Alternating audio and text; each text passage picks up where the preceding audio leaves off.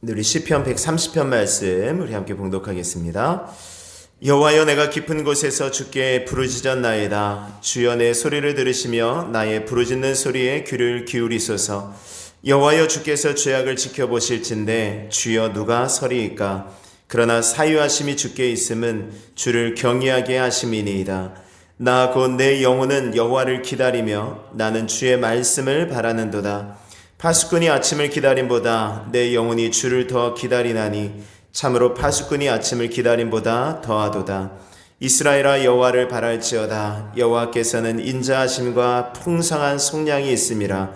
그가 이스라엘을 그의 모든 죄악에서 속량하시리로다. 아멘. 아멘.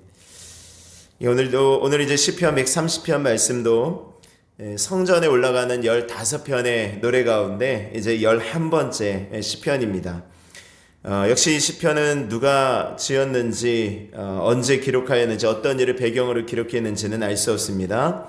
그런데 오늘 말씀은 구원의 교리, 이신 칭의에 대한 구원의 교리를 가르치는 데 있어서 굉장히 큰 영향을 미친 말씀입니다. 루터가 굉장히 말씀을 좋아했다고 합니다.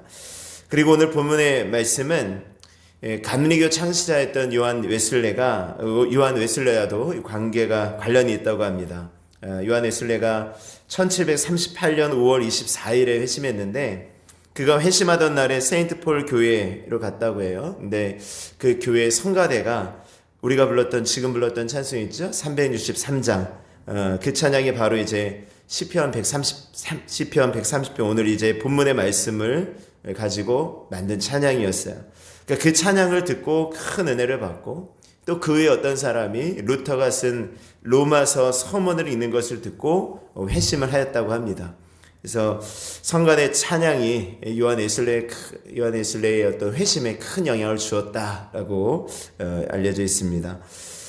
오늘 시편 130편 1절의 말씀은 이렇게 시작하죠. 여호와여, 내가 깊은 곳에서 주께 부르짖었나이다. 주께 부르짖었나이다.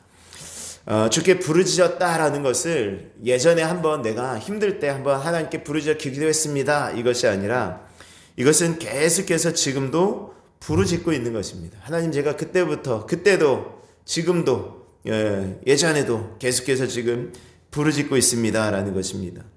깊은 곳에서라는 것은 무엇입니까? 이제 아주 깊은 낭떠러지와 같은 곳일 수도 있고, 또 깊은 물일 수도 있습니다. 아주 아래가 잘 보이지 않는 아주 깊은 수렁과 같은 곳일 수도 있죠. 근데 어쨌든 간에 그 깊은 곳이라는 것은 우리가 인생의 어떤 깊은 골짜기와 같은 그 고난을 만나지 않습니까? 그런 고난이죠. 그런 깊은 곳의 어떤 공통점은요, 내 스스로 내 힘으로 빠져나올 수 없다라는 거예요. 내 힘으로 빠져나올 수 없는 것. 이런 깊은 곳을 다윗은 시편 23편에 내가 사망의 음침한 골짜기를 다닐지라도 라고 표현한 것입니다. 그리고 시편 40편 2절의 말씀에도 나를 기가 막힐 웅덩이와 수렁에서 끌어올리시고 라는 말씀이 있죠. 우리 인생 속에서 이렇게 내가 해결할 수 없는 깊은 수렁, 깊은 골짜기 같은 문제를 만나게 되어지는 것입니다. 그때 많은 사람들이 이제 좌절하고 절망하는데, 믿음의 사람들에게 필요한 것이 어떤 모습입니까? 오늘의 시편 기자의 고백처럼 주께 부르짖는 것이죠. 부르짖습니다. 그때 필요한 것이 이제 부르짖는 거예요. 2절의 말씀에 보면 주여 내 소리를 들으시며 나의 부르짖는 소리에 귀를 기울이소서라고 말씀하죠. 그러니까 시인이 어떤 면에 있어서 그 부르짖는 소리, 아주 그냥 그 골짜기 그 깊은 곳에서 지금 하늘을 향해서 막 부르짖어 간구하는 것입니다. 그러면서 하나님, 제 소리를 좀 들어주십시오. 하나님, 제 기도에 좀 응답하여 주십시오 라고 하면서 정말 간절하게 부르짖는 것이죠. 제가 자주 말씀드리지만 시편의 말씀을 통해서 우리가 받아야 될 은혜가, 물론 여러 가지 많은 것들이 있지만 우리가 어떻게 찬양하고 어떻게 기도할 것인가 라는 것입니다. 찬양은 어떻게 하자고요? 기쁘게 하자라는 것입니다. 슬픈 찬양을 하더라도, 조금 느린 찬양을 하더라도 기쁨으로, 어쨌든 찬양의 가사가 아무리 슬픈 찬양을 해도 그 속에 희망을 주고 그 속에 소망을 주는 것 아닙니까? 우리가 주님 바라보자 그런 것 아닙니까? 기쁘게. 기도는 어떻게 해요? 기도는 조금 부르짖어. 그것이 중요하다라는 것이죠. 때로는 이렇게 부르짖어 기도하는 사람을 향해서 그렇게 꼭 소리 질러서 기도해야지 되는가라고 할 수도 있어요. 또 그렇게 막 크게 찬양하는 사람들을 향해서 꼭 그렇게 크게 찬양해야 되는가, 좀 점잖게 할 수는 없는가라고 할 수도 있지만 시편은 그렇게 말씀하진 않죠. 찬양을 좀 기쁘게 하고 부르짖어 기도하는 것입니다. 지금 자기가 한결 낭떠러지에 지금 떨어져 있는데 누군가 자기를 도와주지 않으면, 끌어올리지 않으면 거기서 죽을 수밖에 없는데 어떻게 부르짖지 않을 수 있겠습니까? 우리가 하나님 앞에 기도한다라는 것은 때로는 이렇게 하나님 앞에 정말 간절하게 부르짖는 그러한 기도가 좀 필요하다라는 것입니다. 오늘 3절의 말씀에 보면은 여호와여 주께서 죄악을 지켜보실진데 주여 누가 서리이까 라고 말씀합니다.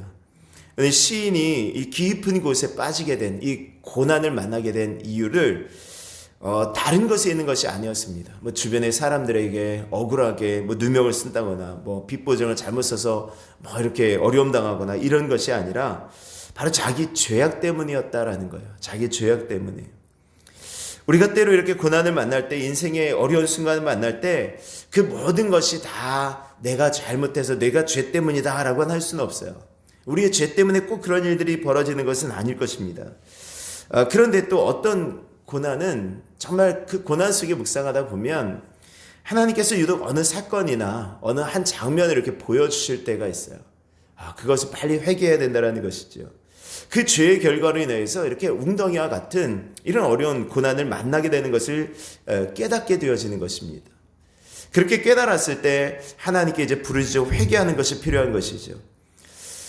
그런데 그렇게 생각나지 않더라도 오늘 말씀에 보면은 3절 후반절 말씀에 보면은 주께서 죄악을 지켜보실진데 주여 누가 서리이까 이렇게 말씀하죠. 그러니까 내가 그렇게 생각하지 않는다고 하더라도, 내가 또 어떤 특별하게 잘못한 것이 없다라고 할지라도 여러분들 하나님 앞에 선다면 어떻겠습니까? 하나님 앞에 선다라고 하면 이게 달라지는 것입니다. 제가 자주 이야기를 드렸지만 저는 경찰을 상당히 무서워해요. 그러니까 멀리서 경찰차 보면은 가슴이 갑자기 막 푸덕푸덕거리고요. 특별히 차로 운전하다가 경찰차가 이렇게 앞에 갑자기 지나간다라고 하면은 이거 내가 뭐 잘못했나? 라는 생각이 막 드는 거죠.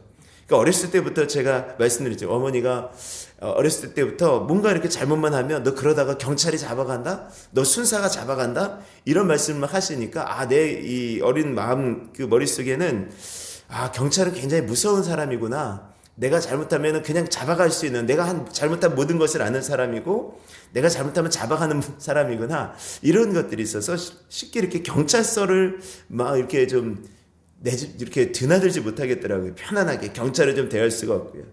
근데 제가 경찰을 대할 때도 그런데 하나님 앞에 서는 건데요. 이게 어떻겠습니까? 사람의 눈은 피할 수 있죠. 요즘은 사람의 눈은 피할 수 있어요. 근데 사람 눈보다 더 무서운 것이 곳곳에 달려있는 CCTV 아닙니까? 다 우리가 어디든 가면, 우리가 어디를 가든지 다 그 동선이 다 파악이 되는 것입니다. 동선이 다 파악이 되고 어디든지 가면은 다 알게 되어지는 것이죠. 근데 그 CCTV보다 더 무서운 것이 하나님의 눈 아닙니까? CCTV는 사각지대로도 있죠. 하나님의 눈은 사각지대가 없어요. 어디든지 다 보시고 우리가 어디에 숨어 있든지, 시편 139편에 말씀하는 것처럼 내가 바다 끝에 거할지라도, 내가 저기 어디로 갈 때 땅 끝에 거할지라도 하나님께서 거기에 계시는 것입니다. 하나님의 눈이 나를 보시는 것이죠. 그러니까 하나님 앞에 선다면 우리가 정말 그 앞에 마치 벌거벗은 것처럼 정말 아무것도 숨김이 없이 다 드러날 수밖에 없다라는 것입니다. 그러니까 그 하나님 앞에 서게 될 때 죄가 생각나는 거죠. 죄가 고백되어지는 것입니다. 그래서 은혜 안에 들어갔으면 들어갈수록 사실은 작은 죄까지도 보여지게 되는 것 같습니다. 작은 죄에도 소스라치게 놀라요. 마치 그 하얗게 칠해놓은 이 벽면에 작은 얼룩만 있어도 이게 쉽게 눈에 띄는 것처럼 은혜 안에 거하게 되면 작은 일에도 그렇게 되어진다는 것입니다. 때로 이 집회나 기도회를 인도하다 보면은요, 도저히 죄를 지은 것 같지 않은 분들이 정말 간절하게 하나님 앞에 회개하며 울부짖는 모습을 보게 돼요. 무엇입니까? 그 반면에 계속해서 죄를 짓고 있는 사람들은 알지 못해요. 그 죄에 대해서 내가 뭐를 잘못했냐라는 거죠. 왜 나만 가지고 그러냐라는 거죠. 예, 은혜 안에 산다라는 것은 죄가 잘 보여지는 것 같습니다. 은혜 안에 살다 보면 내가 잘못한 것이 쉽게 느껴져요. 깨달아집니다. 그래서 그때그때 하나님 앞에 회개하는 것이죠. 자, 3절의 말씀 그렇게 말씀한 것이고요. 누가 서리이까? 그 다음에 4절의 말씀에 보면은 근데 감사한 것이 무엇입니까? 그러나 사유하심이 주께 있음은 주를 경외하게 하심입니다. 사유하심이라는 것은 용서하심. 하나님께서 우리들을 용서해 주신다는 것입니다. 만약 하나님께서 우리가 죄 지은 대로 우리가 행한 대로 다 그냥 거기에 대해서 벌을 주셨다면 우리는 지금 인생 가운데 지금까지 살지 못했을 것입니다. 아마 진작에 하나님께서 데려가셨겠죠. 근데 하나님께서 그때 순간순간마다 또 참으시고 또 용서하신다는 것입니다. 하나님께서 용서하시고 깊은 수렁에서 우리들을 건져주시는 것입니다. 죄에 대한 용서는 하나님께 있음을 여러분들이 기억하실 수 있기를 바랍니다. 하나님께 용서하심이 있어요. 하나님께서 용서하심은 하나님께서 우리들을 용서하시는 것은 우리가 주를 경외하게 하심입니다. 그럴 통해서 우리가 다시 하나님을 경외하게 하는 것입니다. 5절의 말씀에 보면은 나 곧 내 영혼은 여호와를 기다리며 나는 주의 말씀을 바라는도다 그 말씀하죠.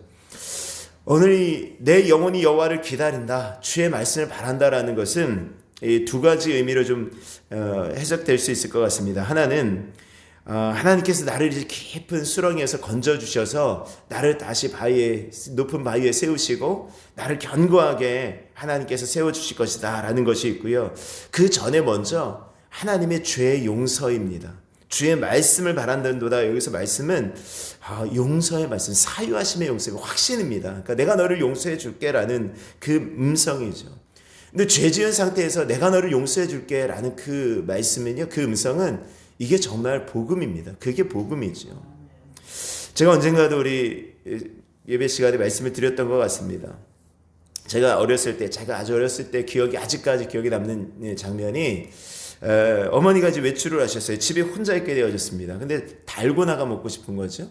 그래서 그때는 연탄 보일러도 아니고 이제 연탄 아궁이가 있었던 시절이잖아요. 그러니까 연탄 아궁이가 있고 겨울이니까 연탄 아궁이에 불은 피워져 있으니까 이제 설탕하고 국자만 있으면 달고나를 해 먹을 수 있는 거죠.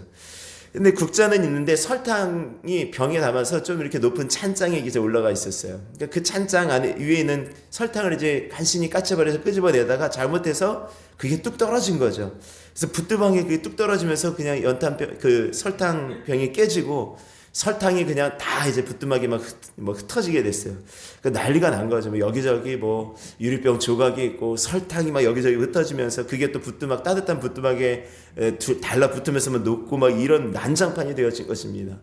그게 그 사건이 그 일이 일어나니까 이게 너무 어리니까 제가 어떻게 처리할 방법도 모르고 그냥 머릿속에 생각나는 거는 이제 엄마한테 이제 죽었다 이런 마음이죠. 혼났다. 그러면서 그 어머니한테 혼나는 게 너무 두려워가지고 그때부터 방에 들어가가지고 이불을 뒤집어서 막 울기 시작한 거예요. 계속 막 울었어요. 얼마나 울었는지 눈이 퉁퉁 불었는데 그 운 상태에서 울다가 막 이렇게 잠이 들은 것 같습니다. 그랬더니 어머니가 오셔서 어머니 깨우세요. 그랬더니 눈이 퉁퉁 불어있고 이러니까 왜 그러냐고. 그래서 이제 이러이러해서 설탕 깨뜨려가지고 그러면서 이제 막 말씀을 드렸어요. 그랬더니 그 평상시 어머니와는 다르게 어머니가 혼내지 않으셨어요. 괜찮아 이러시더라고요. 다치지 않았어 이렇게 말씀하신 것 같아요. 그 괜찮아라는 말씀이 이게 모든 걸 다 얻은 거예요. 나 엄청 혼날 줄 알았는데 괜찮아. 이 말씀 나를 용서해 주신다는 것 아닙니까? 나 이제 혼나지 않는구나. 나 매맞지 않는구나. 이런 어떤 마음에 굉장히 마음이 이제 안위가 되어지는 거죠. 마치 오늘 이 말씀도 그런 말씀 아니겠습니까? 여러분들 어머니의 괜찮아도 그렇게 마음속에 위로가 되어지는데 주의 말씀을 말하는 거예요. 하나님의 어떤 말씀. 괜찮다. 일어나라. 용서할게. 이 말씀이 이게 얼마나 큰 은혜냐고요. 그 주의 말씀을 말하는 것입니다. 그리고 이제 6절 7절의 말씀을 보면은 거기서 더 나가서 이제 주의 말씀 용서하시는 하나님뿐만이 아니라 나와 함께 하시는 하나님을 기다리는 것입니다. 6절 7절 말씀. 파수꾼이 아침을 기다림보다 내 영혼이 주를 더 기다리나니 참으로 파수꾼이 아침을 기다림보다 더하도다. 파수꾼이 아침을 기다림보다 내 영혼이 주를 더 기다린다. 아마도 군대 갔다 오신 분들은 이것이 어떤 의미인지 아실 거예요. 밤에 보초를 서는데 깜깜한 밤에 보초를 서다가 아침이 이제 오면은 내가 들어갈 수 있다. 시간이 되면 내가 들어갈 수 있다라는 것은요. 이건 엄청 기다리고 설레는 시간들입니다. 그 시간들, 주를 더 기다린다. 내가 더 간절히 기다린다. 이 파수꾼이 아침을 기다림보다 이 파수꾼, 내가 밤늦게까지 보초를 서다가 이제 다시 따뜻한 곳으로 들어갈 수 있겠다라는 그런 어떤 기대감으로 보초를 서는 그 기다림보다 주를 더 기다린다라는 것입니다. 오늘 주님의 그 은혜를 더 기다리고 더 은혜를 여호와를 바라고 그 하나님의 인자하심과 풍성하신 은혜를 누릴 수 있는 오늘 한 날이 되어지실 수 있기를 주의 이름으로 축원합니다. 오늘도 우리 하나님을 바라고요. 어려운 가운데 혹시 죄악 가운데 있다면 하나님 앞에 간절히 부르짖어서 사유하시는 하나님의 은혜, 용서하시는 하나님의 은혜를 경험하시고 또 그 은혜 안에 잠겨서 하나님을 더 바라고 하나님께 나아갈 수 있는 복된 이 한 날이 되실 수 있기를 주의 이름으로 축원합니다.